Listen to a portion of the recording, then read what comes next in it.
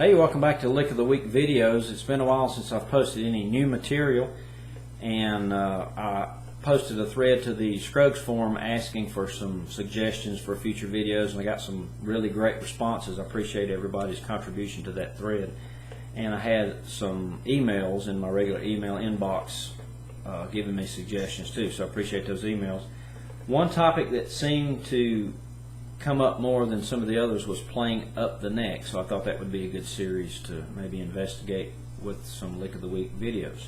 So this will be our first video in exploring up the neck, and you're going to basically be doing two things when you're playing backup or soloing, so we can look at those independently.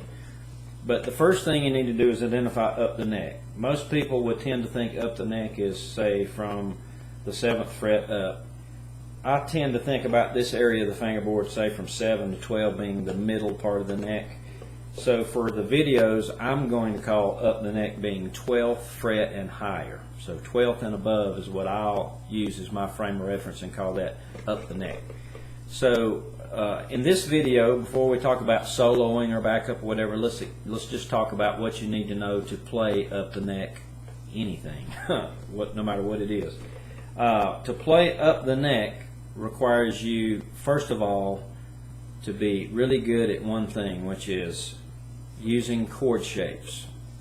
Especially if you're talking about Scruggs style, soloing up the neck, or backup, it's all based on chords. Either the full chord shapes, the F, the D, and the bar, and the variations of those like minors and sevenths, or broken chords, or what we call partial chords.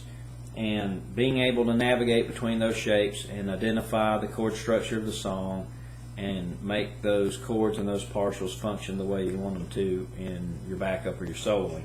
So I'm going to give you a kind of a zoom of the fingerboard here, and again I'm going to use 12 and above as my up the neck section to look at. So if you're familiar with a bar chord, if you're familiar with a D shape and an F shape, then just one thing to consider is everything above the 12th fret. You know, if you have dots on the side of your neck, you'll have two dots. That marks the halfway point on a fretted instrument. So on your banjo, everything from 12 and above, note-wise and chord shape-wise, is exactly the same you played down here.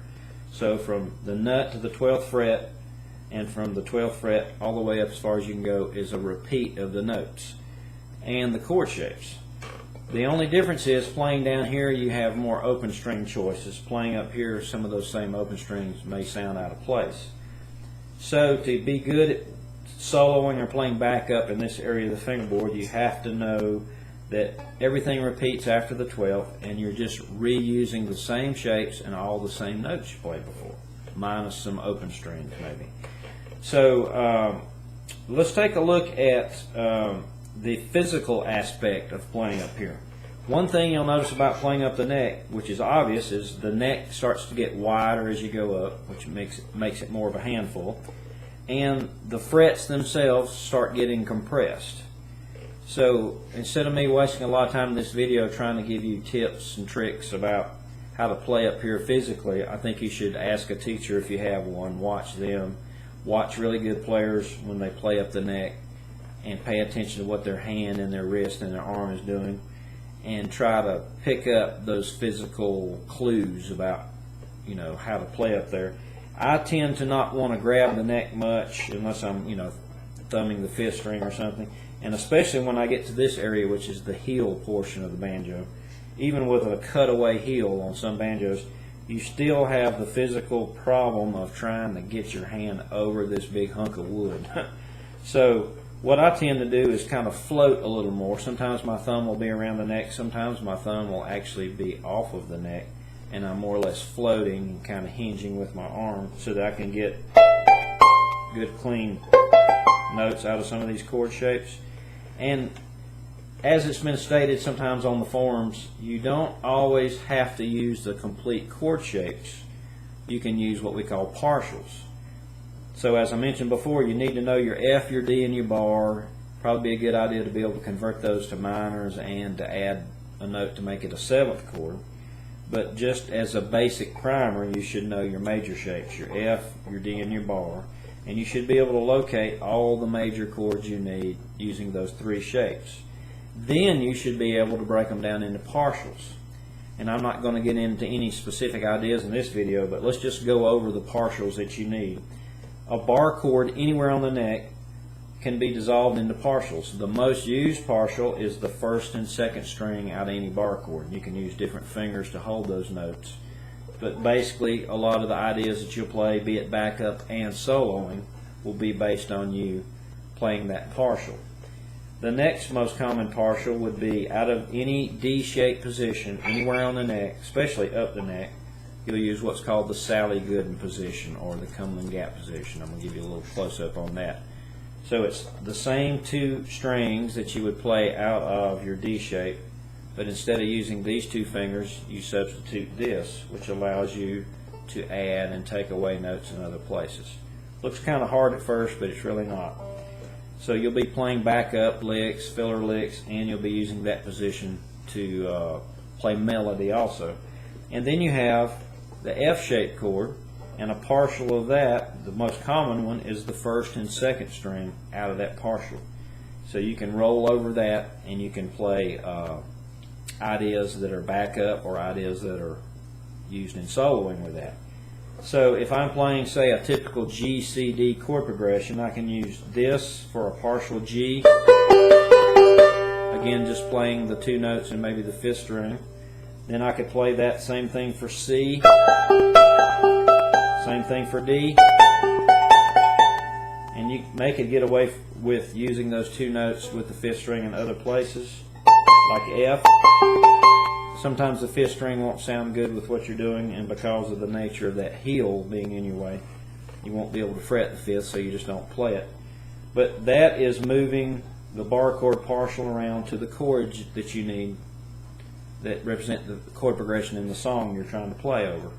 The next thing would be, using this partial, which is that Sally Gooden position. Playing ideas over that, moving that around. Here's D. And again, if the fifth string doesn't sound good and you don't want to fret it, just don't play it. And that can be moved around to basically all 12 major keys as long as you have room to find it. And then the other one would be the first and second string out of the F shape.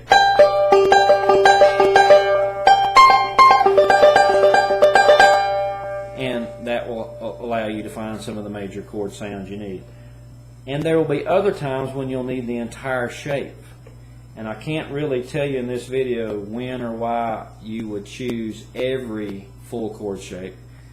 Logic is going to tell you that when you're trying to play a lick. Some licks require you to have to hold all or most of the shape. One of the licks that's a backup lick that I'll use for an example is the boogie woogie lick.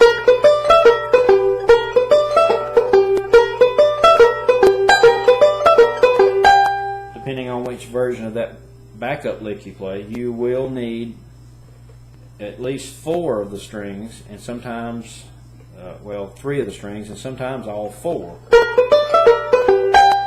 So that requires you to be able to play this F-shaped position in different places up the neck so that you can reproduce the same lick. And typically that's a backup lick, but you could mix it in with solos too. But again, everything you're going to do up the neck is either going to be a full chord shape, as much of it as you can muster, or those familiar partials. And you're either soloing using these full shapes and these partials to find melody and use what's left over for filler, or you're just improvising with these positions by doing rolls and licks that you know that don't necessarily correspond to the melody at all, but they just sound good over the chord changes. So in the next video, what we'll do is start looking at how to use these positions, maybe to play some up the neck backup licks, and then we'll move over into maybe some soloing ideas. We'll start with playing just licks that sound good up the neck for high breaks, high solos, and then we'll come back maybe and finish up the series with looking at how to use those positions to represent melody so that you can take a high break that has melody in it. And again, this will apply to stroke style. Single string and melodic will be a little more involved up in this area of the fingerboard, so maybe we'll save that for another day, another series. But I hope you enjoyed this primer and you learned something from it, and we'll see you in video number 2 of soloing or exploring up the neck. Thanks.